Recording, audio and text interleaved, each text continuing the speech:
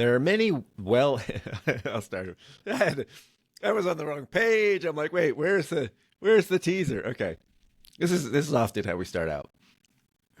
There are many well-validated studies showing that Tai Chi improves balance and reduces likelihood of falling, reduces stress and improves well-being, helps reduce chronic pain and improve joint mobility, improves cardiovascular health, improves cognitive aging. Today's guest is Daniel Chadud, Taiji and QiGong instructor and disciple of the world-famous teacher Dr. Jwing-Ming.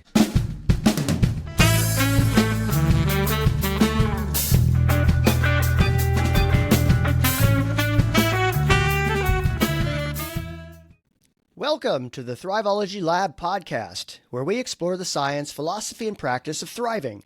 Our goal is to help you create a happier and healthier life through education, application, and transformation. Your co-hosts on this journey are Neil Utterbeck, that's me. And Phil Dunwoody, that's me. Neil and I are both on the faculty at Juniata College, where we teach courses to promote human thriving and well-being. Neil, where can people find us? Thank you for asking. Please subscribe to Thrivology Lab on Spotify, Apple Podcasts, YouTube, or wherever you get your podcasts. Please leave a comment or question on YouTube, and we will be sure to respond. And be sure to follow us on Instagram, Facebook, and LinkedIn. You can also reach out with questions or comments at thrivologylab@gmail.com.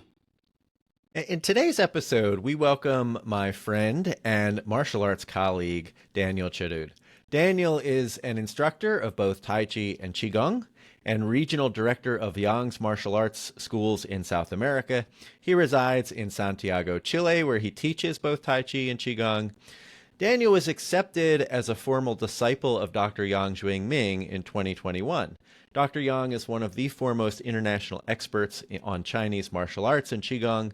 Daniel's currently working on a book that applies Tai Chi philosophy to life, including business, relationships, teamwork, and crisis management. Daniel teaches regular classes and offers seminars on Tai Chi and QiGong. I have been lucky enough to attend some of those and very much enjoyed them. And I want to say it's great to see you again, Daniel. We first met 2010, 2011. Do you remember what it was? Long time ago. Hi, yes. Hi, Bill. Hi, Neil. Thank you for the invitation. I'm very happy to be here, and you do an amazing job communicating to people better ways of living. So it's great. Excited to be here, and yes, I think we've known each other for, let's say, 15 years, and it's been quite a pleasure to share part of the journey together and this practicing. Definitely, We're definitely thrilled to has. have you here, Daniel. Thank you. I was saying before we started this recording that my social media feed right now is filled with commercials for Tai Chi, and there are these super ripped, muscly Asian guys, supposedly over 50, who say they do nothing but Tai Chi and they get that body. I'm just going to say for the record, I've been doing Tai Chi since the late 90s, and I don't have a body like that. So I want to know what I'm doing wrong, Daniel. Probably the answer is publicity. Yeah. In all seriousness, though, right, there is this kind of media blitz right now on for especially men in the middle ages. I've had other people come up to me and say, I'm seeing all these in my, Facebook page or YouTube or Instagram. So it's clearly out there. But most people don't know what Tai Chi is. Now, I teach Tai Chi. I've been practicing it since the late 90s. Obviously, you do. When people ask you, what is Tai Chi? What do you say?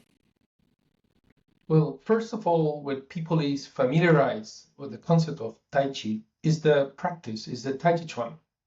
So what everybody have heard or probably seen people practicing in the park, right? These slow movements with breathing and very popularized in Asia.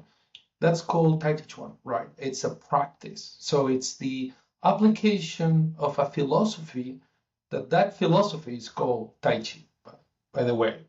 Tai Chi, it's a philosophy that has 5,000 years old in China, and it's strongly related with Taoism, And it goes back to the root of the I Ching, one of the oldest book ever written, and the Tao Te Ching, very popular Chinese philosophy books that talk about this philosophy of Tai Chi. So to understand what is Tai Chi Chuan, the practice, first you need to know a little bit about the philosophy behind. So the philosophy talks about nature and how to reconnect with our own nature as human beings. Humans come from an evolution that took us today to this modern society, what is sometimes crazy enough, where they offer you a course of Tai Chi Chuan that will bring you into youth, back to youth, right? And it's very misleading, to be honest. I guarantee enlightenment. Exactly. So the promise everyone is looking, and that's the reason why the people, your audience, is following, is we want to feel better, right? Yeah, We yeah, want to sure. understand how to live a better life. And Tai Chi philosophy guides you in a very nice way back to the natural uh, about life, right? So Tai Chi is the consciousness that leads you into action, right? It's very interesting that we Westerns and modern society, it's too much lean into action. We all want to do a lot of things. We set up objectives, plans, and we want to achieve a lot of things during our lifetime. But the question is how we balance all that achievement, all those objectives, all those activities with the development, let's say, of the internal side of life, right? Some people just call it your mind, right? Your well-being, the mindfulness. Other people like to call it spirituality, right? But actually, everyone is talking about the same thing. It's being in balance between your actions, your activities, your achievements, and at the same time, your well-being, your inside feeling, right? Yeah, And Tai this is Chi just is to connect real quick with something. Neil and I talk a lot about mindfulness meditation on this, and the terms they use is doing mind versus being mind. And we're exactly, always in this doing mind, and we exactly. have, as children, we knew how to just be, and we've kind of forgotten that, and so it's part of the practice. And I very much see this connection between Tai Chi and mindful practices this way. So go ahead, Yeah. please. But okay, yeah. Neil, Oh you wanted yeah, to you. No, no, Neil. yeah, I don't want to derail you, Daniel, because I'm so inspired by what you're saying. And what I'm also hearing, and something that's been on my mind a lot, is we tend to be very sort of product oriented, particularly sort of Sure, as Americans. And even when Phil and I first started teaching, we were using a model, another psychologist model that emphasized one of the elements was achievement. As you know, and sure, it feels good to achieve things. We enjoy that sometimes, but when sure. we think about a mindset and an approach to life, process gets you much farther. Focusing on a process rather than just I'm going to hit these benchmarks, but that sort of way of living on a daily basis, and the philosophy that I apply on the moment to momentness is also what I'm hearing you. Is that a fair synthesis of what you're Definitely. saying? Yeah. Yes, Neil, that's exactly right. And to let me stand up a little bit broader view, right? So um, society not long time ago, short time ago, was set up about having. So people was concerned how much I have, right? Let's say money, power, position, novelty, titles, whatever. About having things was the main objective in society. Then in the late 20th century, we turn very much into doing, right? It's not about having, but doing. What are we doing? And people in the old days defined themselves from what they had achieved in terms of possessions. Then today, society is very much oriented on the doing. So I define myself according to what I do. right? Um, but nowadays, what the new trend in the last couple of decades and the beginning of 21st century, it's people is getting more interested about the being, as you both of you were describing. So that's kind of the key definition, trying to find what we are, not what we do, right? And this connects, let's go back to the Taiji philosophy, that if we want to understand what we are, the being, we need to understand first our nature. What's our nature as human beings? So Taiji philosophy, although it's a very old philosophy, more than 5,000 years old, explore how its nature and try to find your own nature. Because if you understand your own nature, you're going to be able to achieve and do and everything we like in this modern life, but from a more center and balanced position, right? And so the Tai Chi talks about the consciousness and how every act, every manifestation, it's a consequence of what we think, of what we have inside. So if we trace back to that insight of ourselves, we're going to understand where we want to go, what we want to achieve, and how, as Neil was describing, the importance of the way, right? That's the Tao, the way of doing things. It's not only the objective, right? And enjoying that way, enjoying that process. So that philosophy, that's a very deep and simple in a way, because the Taoist is very simple, right? It's about nature. It's so simple as that, but it's so hard to apply because we make it complicated. It's our mind that make it complicated. So a lot of this process practicing Tai Chi, it's undoing what we've been doing, right? It's all being aware of our conditionings, our ideologies, our belief that limit ourselves and target us to the wrong places instead of the original meaning of life, right? So it's very simple and deep at the same time. Yeah, simple. And Simple is not easy, as we say about mindfulness as well. yes, yes. And this applies perfectly well to Tai Chi. So Tai Chi Chuan, it's a practice of putting into action this philosophy, this simple philosophy. A lot of people is familiarized with the exercise, right, of moving and doing these slow forms. People is familiarized with the hand forms, but there are also partner forms, drills. There is the use of weapons.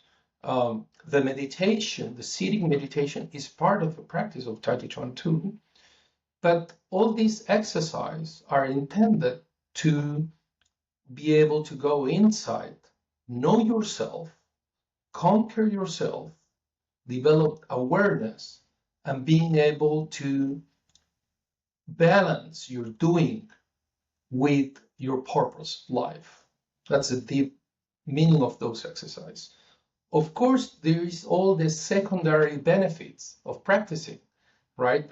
Phil was describing all the studies that talks how this is so good for health, physical health and mental health, right?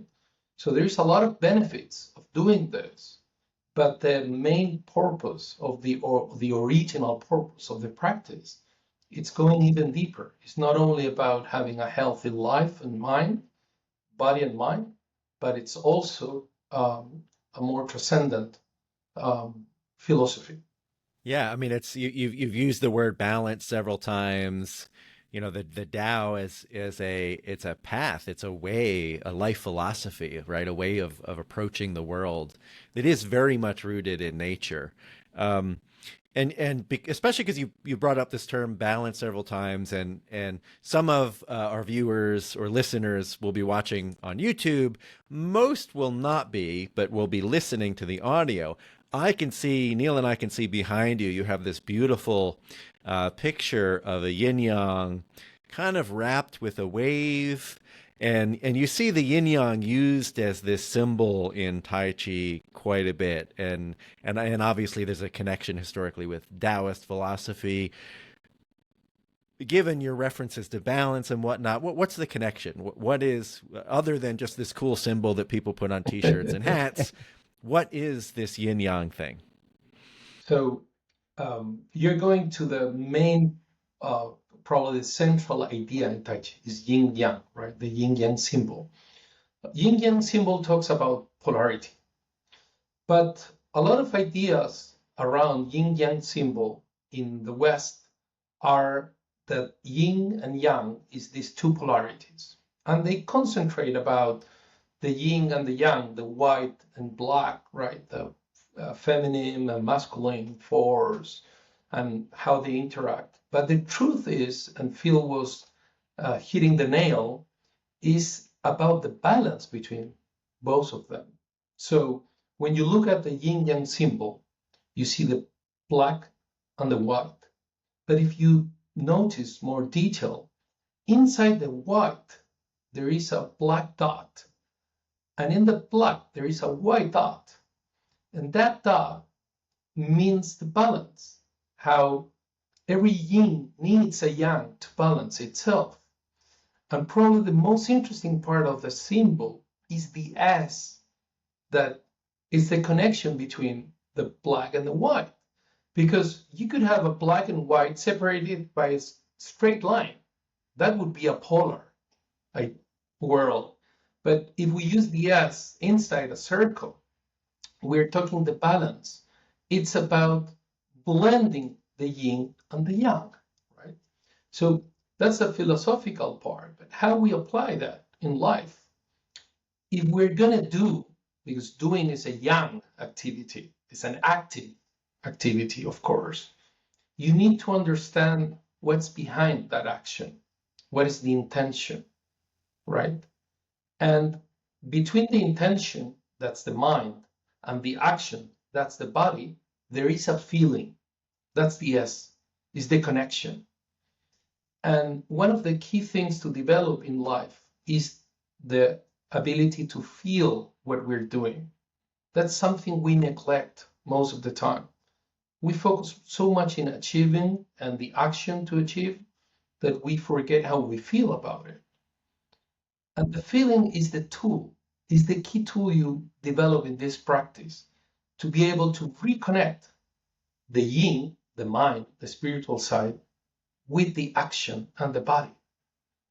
And in the doing of reconnect these two through the feeling, we make the balance you were explaining, Phil. We get that balance, that harmony between our yin and our yang. Yeah, there's so many things. I just like my mind is like popcorning with, and I think same. So like certainly I am no expert in Taoism. I think one of the things I think of in Taoist philosophy is a lot of sort of these philosophical paradoxes or contradictions, or sort of like effortless effort, and you have to sort of wrestle with that. And certainly in the West, we're often not comfortable with that nuance and complexity and sometimes contradiction between things that coexist. We like things to be compartmentalized, left and right, purely this, purely that, and like that middle way is often complicated in very nuanced ways, right? So what I'm hearing is, and also in that way that we can go, to the gym and work out, but have really no sensitivity to the body that's doing the working. That we're not really we're doing physical things, but not in the body. We're not present in those feelings, sensations, and how can we be in the body more with the uncertainty and complexity that is nature, is sort of what I'm hearing as well from that. Yeah, I mean, that's, to piggyback on that a little bit, to connect with some of what we've talked about today, but in other episodes as well, this lack of balance and not connecting with kind of your maybe your true self in a way, the inner feeling. We get all these messages from society about what we ought to be doing to be successful, right? The achieving, the producing, and Neil and I teach in a college, and we do advising with students who, sometimes they have a clear sense of purpose. Other times they feel very, very much lost. They get all these messages about what they ought to do to make money and be successful, and none of what they're hearing resonates with them. And it's exactly what you're talking about, Daniel, in that they have lost touch with that inner feeling because it's not been cultivated, right? This sense of kind of who they are, what they value. And I would point to our larger society and say, like, we are overly young. We have, we're living out of balance with nature. We're living out of balance with our neighbors. We have this kind of more overly destructive, dominating, rather than working with. And this is one of the things I love about Tai Chi and Taoist philosophy, like to bring it back around, Neil, to the leader who does nothing accomplishes everything, right? Like, well, what does that mean? And part of what it's about, it's not doing nothing, it's about working with. And how much, when you blend with what's happening, when you blend with the natural forces, just how much you can actually accomplish, because you're not trying to dominate, you're not trying to fight, you're working with. So it seems effortless because of that. You're both digging in such a interesting topic that let me introduce about a book I'm writing about. Yes, please. So I've been taking notes and writing ideas for already, I want to say 15 years. And I'm writing in parallel 2 books. So one is Free from the Matrix. And it's exactly what both of you are talking, guys. The other one is Taiji Way, that talks about the philosophy. But the introduction comes with Free from the Matrix. So both of you were talking this idea from society that we are expected to do a lot of things that Phil was saying, many times we don't resonate with them, and that happens a lot to students, it's true.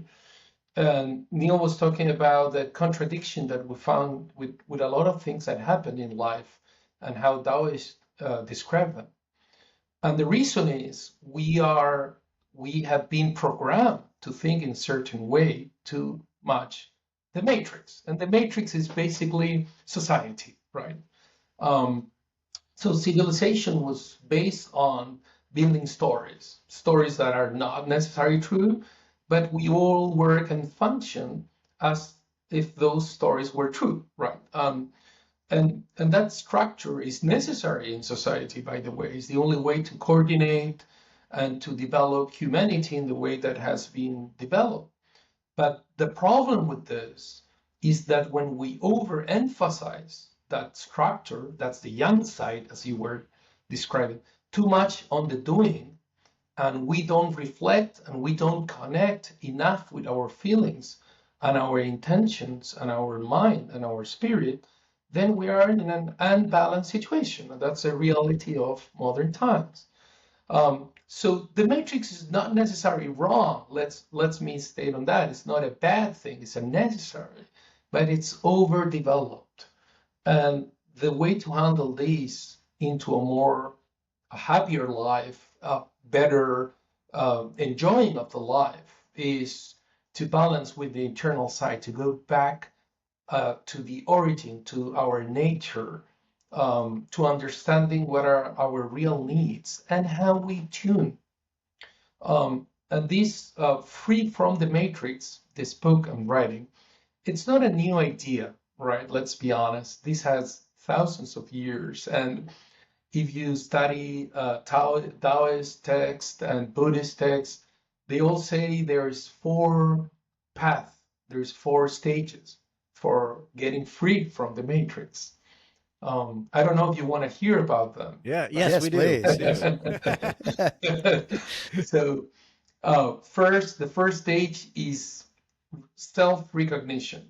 So it's about knowing yourself, understanding yourself, accepting yourself, being able to see you in the mirror and recognizes the bright side and the dark side, right?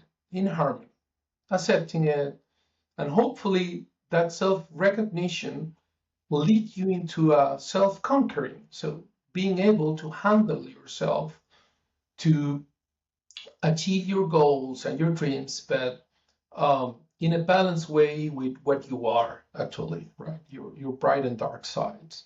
So first stage is self-recognition. Second stage, Know thyself, I know think of. thyself. Yeah. Exactly.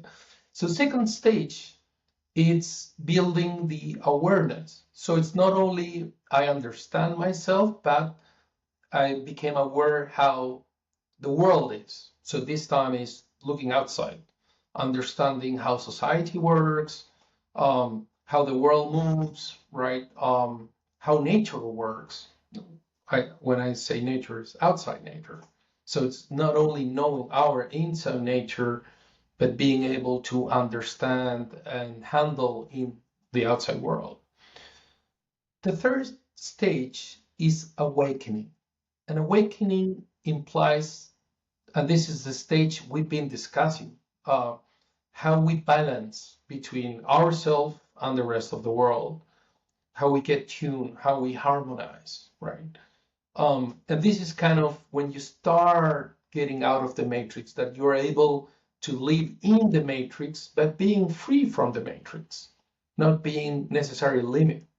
You can, let's say, jump out and in, back, and we all remember the movie The Matrix, right? Where Hmm. Neo could bend the rules and do things in a different way if he really wanted, and he was not. Um, he could be part of the matrix, but not restrained by the matrix, right?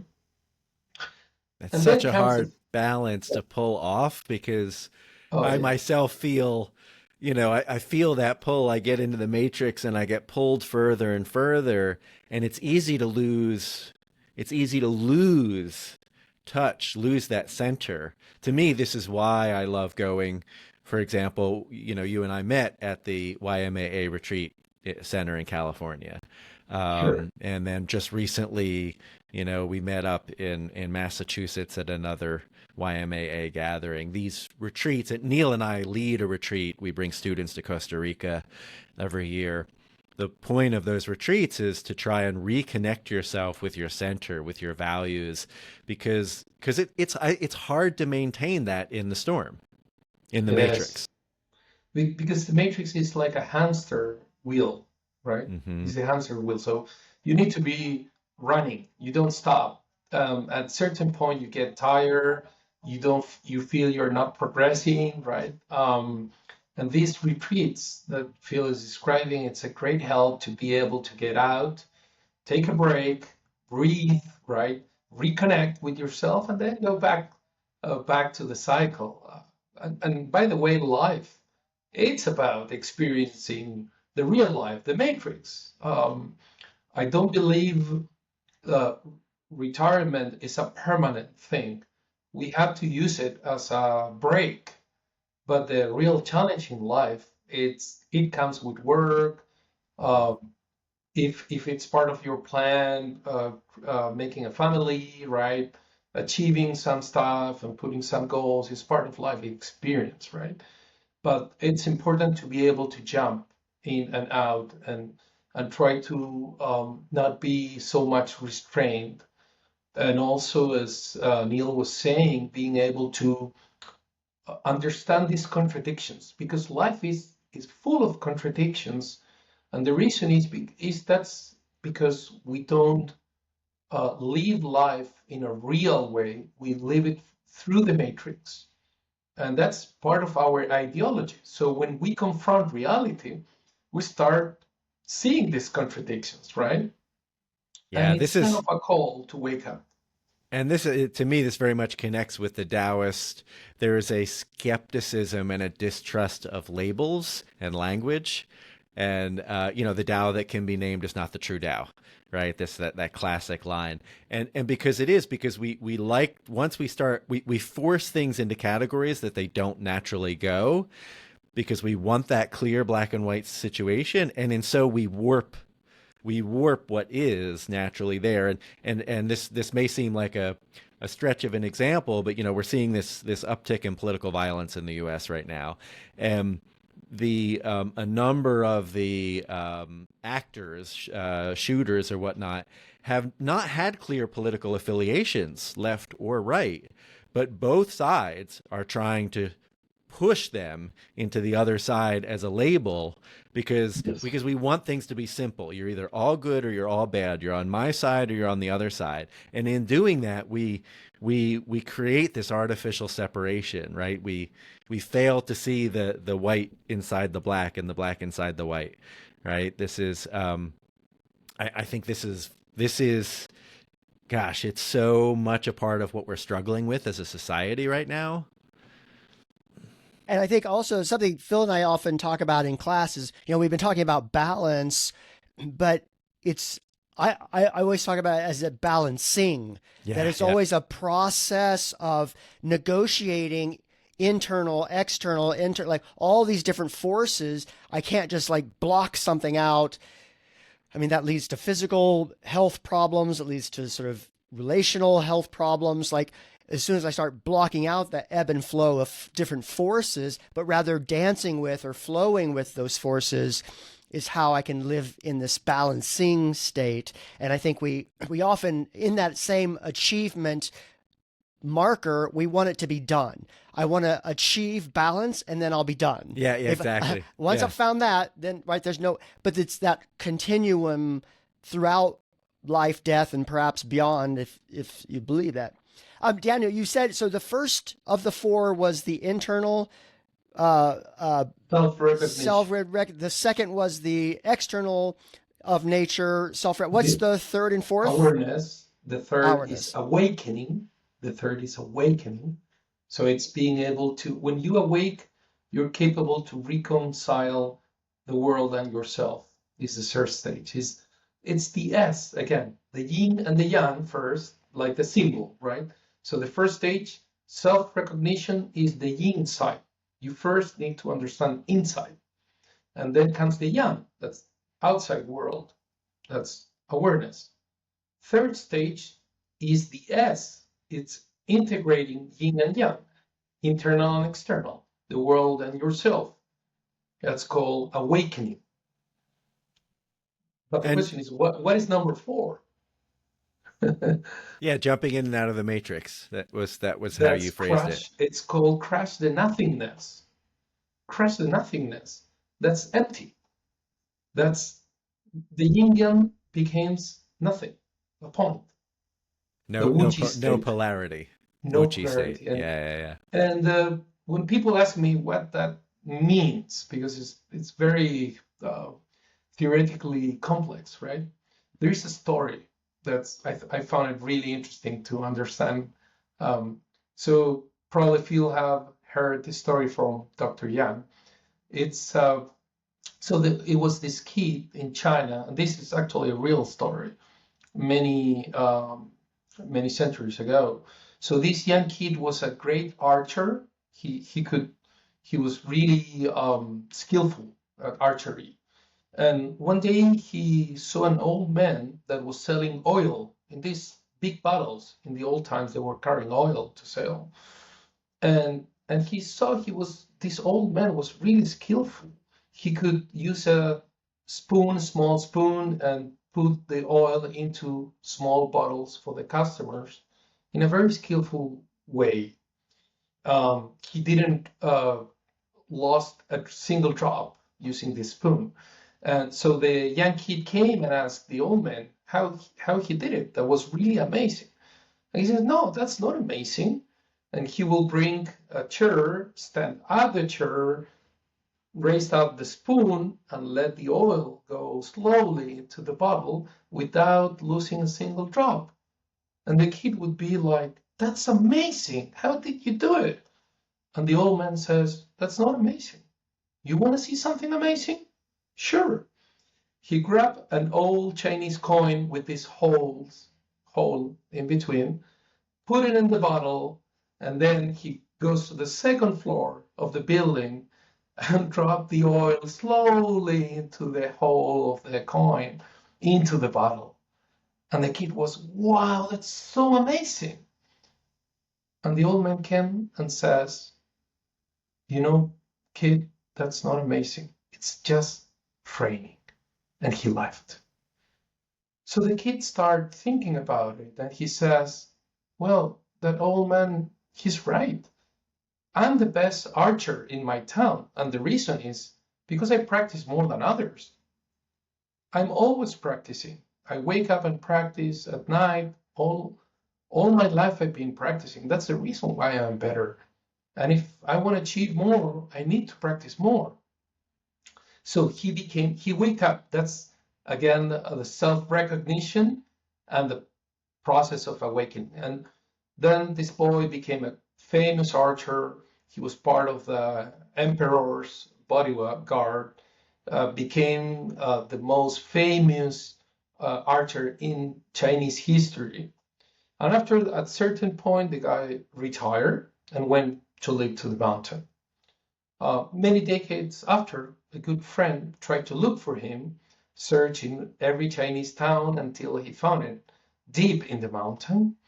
And when they meet, they hug each other, recognize, and the friend dropped everything he was carrying in the table, including bow and arrow, the bow and arrow that he was carrying for protection. And the old famous archer saw the bow and said, "What is this funny thing you're carrying?" And the friend says, "Wow, you're the most famous archer in Chinese history, and you don't know what a bow and arrow is?" And the guy says, "No, I have no idea." So that's the end of the story. What's the meaning?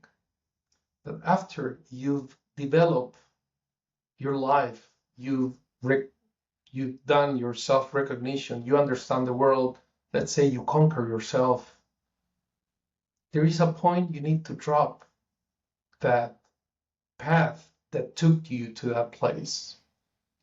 That's a moment when someone needs to know when to retire, when to stop doing, when the action is enough, and you go back to the origin, to the emptiness. And that's the fourth stage. And I think this is hard for again a lot of Western where we think we must go go go accomplish accomplish accomplish, and necessarily and now there's all this thing on kind of super aging and how can I reach 120 and be super healthy, and Taoism is very much a nature based philosophy, right? And so death is just part of the cycle of life. It is not something to be feared or fought. It is something to work with because it just is. That is part of the Tao. I'm curious, you mentioned the book and we just kind of touched on it a little bit. We talked about the philosophy. What areas are you, like, how are you thinking about this book? When can I read it? I want to know that. But then, like, what are you, because this really is, I mean, this is what Taoism, it's the application of it in what I hear you saying is these different areas. Do you have an example of areas that you're going to be kind of developing? Are we talking work, relationships? What's the focus of the book? Well, first about the date, there's no date yet because I promised myself, I've been pushed by Dr. Yang, my master, to give him a date, but I've been taking my time because I think this book needs the proper aging. It's like a good wine. You cannot force it, right? Yeah. And one of the reasons is the more time that happens, that pass, I get a different angle. And as probably Phil knows, I'm not only a Tai Chi Chuan and QiGong teacher. I also I'm a father and a husband. I have a family, and I do have a business. So I try to learn from that experience to write. Because if we're talking about application, we need to have a real root, a real experience about it. So about the application, these principles we were describing, it's very simple. It's about learning how to feel, how to listen, right? Okay. And how you balance the yin and the yang, the inside and the outside. So let me put several examples. Let's talk about relations between people. When people, let's say, Phil wants to have a conversation with Neil, he has something important to say to Neil, and he's thinking about how can he handle that conversation? Let's say it's not an easy conversation. What naturally happens is that people think, what should I say? And we train about, I should say this Yeah, the argument, simulation. yeah. It's everything about talking. We prepare for talking, but we're not prepared for listening. And the way to apply Tai Chi to a conversation, let's say hard conversation, you should focus on listening, not in talking. So it would be much more useful to raise up good questions first and try to hear what Neil has to say, what he thinks about it, how he feels about it, and connect with that feeling. Once you understand better what Neil is thinking and feeling about the topic, you're probably going to come up with much better ideas how you could solve it or how you confront the situation. So in Tai Chi, we have a saying that when you want to push, first pull. So you pull and then push, right? And then your opponent's gonna help collaborate. Because every time you pull, he's gonna want to pull back. And then you push. You just listen and follow. So for example, in relations, it's a lot about being able to listen first, understand, and then talk. Or for example, in crisis management, that's a huge topic. I personally have struggled through business crisis. I've done different entrepreneurship business, and I had to confront several hard crises. And you learn a lot about how the most important part to keep is your internal balance first, and then try to solve what's any crisis happening outside. And when you do it, there are some simple tools you can follow. The outcome is definitely more favorable. Also, for example, raising up kids. We have, and this is very hard task for anyone that's carrying that. There is no secrets or no recipes that works for everybody.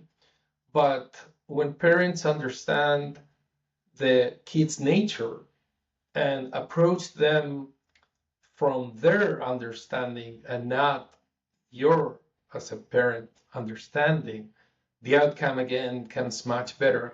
And like that, there are many applications in life where if you put enough attention in the yin side, and not only in the yang side, in the manifest, in the intention, in the action, you can get a much more favorable outcome of the situation. And that sounds so, again, I think to many sort of Western ears, that sounds paradoxical, that sort of, if you want to push pull situation. And I also teach theater, and I was literally having this conversation with a bunch of actors yesterday, because you often see on stage people just waiting to say their line. They just want to say the thing but when you see actors really listening on stage, it's electric. And because I think to what you're speaking to is like our nature is listening. Our nature is trying to seek that attunement, but society has told us, no, you've just got to push. You've got to go, drive, state your claim, make your claim.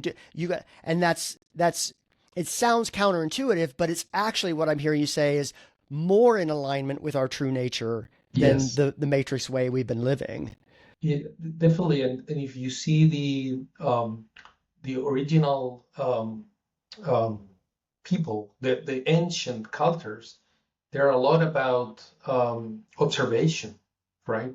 And trying to listen in nature and following nature versus trying to dictate the plan, how things have to be done. So what you're saying, Neil, is, and you were describing this beautiful example in theater, also in music. For example, if you hear great music masters, and I have personally met one very famous Chilean piano player. He was it was a great recognition in Europe. He said, when you play a tune, the most important part is the silence. And he says, any interpreter will play the same notes.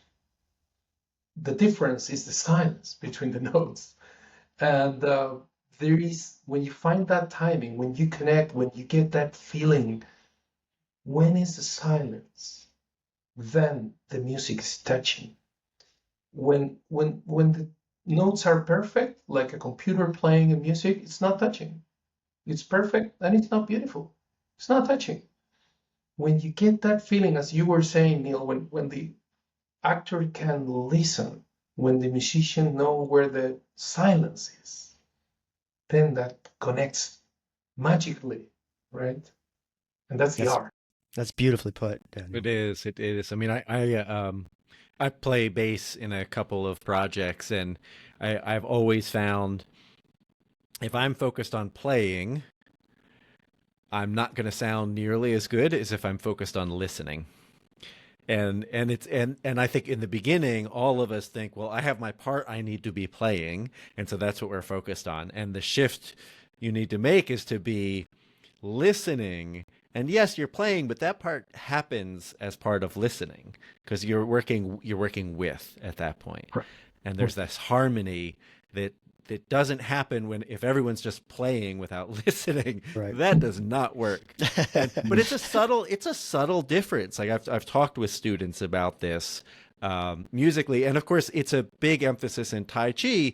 You know, it's interesting that we've had this long conversation about Tai Chi and what is it, and we've really not touched much on the martial as a martial art, right? Which you know, there is this playful, even competitive side to it, and it does come out of, you know, it's a style of Chinese kung fu, and that's the origins, but it is so deeply rooted in the philosophical tradition, and that is so rich, and you know, all the things you're saying about helping you find balance. It reminds me a lot. Neil and I talked a couple times on this podcast about Martha Beck's book, The Way of Integrity. And if you haven't read that, I'll send you the link, and I would recommend it because it is similarly about this. How do we find harmony in life? How do we find, she refers to it as integrity, when we're often living out of balance because of all the messages we get from society, and she uses Dante's Inferno as kind of her metaphor for kind of finding our way out of the dark wood of error. But it's you know, all of these things speak to, and I think even the idea that, you know, Neil and I do this podcast, we have a class on well-being. It's addressing a need because it is something that we often neglect. We think I'll focus on my well-being, you know, after I get everything done, you know, when I'm successful, when I have this, you know, then I will do these other things. But our Tomorrow never comes. yeah, and our and your well-being, that living in integrity and balance is central to being authentic in everything else you do. And gosh, this has been a wonderful interview, Daniel. I so appreciate it. I'm We could enjoying talk it very for much. hours more. Yeah, and I mean, you already understand deeply the concept, and you put beautiful examples. Let me add one more. Life is like architect, because we try to be architect of our own life. When you come into a building, what's more important? The wall, the doors, the windows, or the spaces inside, right? So great architects design spaces, not walls. It's not about the material inside. It's about the spaces, not only physical spaces, but what give the chance for activities to develop in a good way, in a special way. You feel special gathering together in a place. And that happens in nature because the best architect, right, Yeah, yeah. is when you go to nature and the spaces are just amazing and touching. And you can Mm-hmm. feel in the inside something really that moves yourself. and it's the spaces. So if we want to have a fulfilling life, we need to design it in that way. We need those spaces in time, right? To enjoy, to appreciate, to connect, to feel life. And that's the main issue we are neglecting in modern times.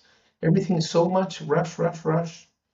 Everything is so much achieving, getting material things or uh, acquiring knowledge. And the question is for what? If you don't have the time and the space to enjoy them, to connect with them, to feel them. That's the Yeah. difference. That's the Tai Chi way. And that's the second book. That's beautiful. That's That's awesome. beautiful, Daniel. It was so great to have you. I can't wait to see you again in person and Same, my friend. enjoy your company. Um, I think your challenge this week is to do some listening. Do some listening to yourself.